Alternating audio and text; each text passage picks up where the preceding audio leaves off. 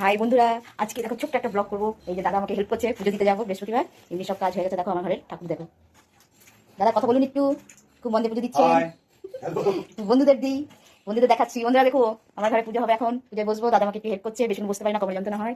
এই জন্য তোমরা এই ছোট ব্লগটার দিকে নজর রেখো। টাটা, পরে নেক্সট টাইম আসছি। পুজো করে তোমাদের সাথে আবার দেখা হচ্ছে, দেখাবো কি করে পুজো হচ্ছে না হচ্ছে।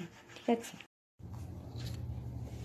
হ্যাঁ পুজোতে কি কি লাগছে আমার দেখো। বৃহস্পতিবারে এই ঠাকুরের জন্য মিষ্টি আনা হয়েছে।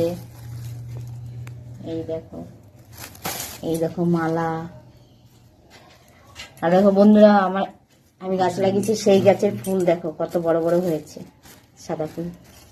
আর দেখো সব ফুল দেখো, জবা ফুল, কত রকম ফুল দেখো নিয়ে এসছে। ঠিক আছে, এবার আমি যাই পুজোতে বসবো।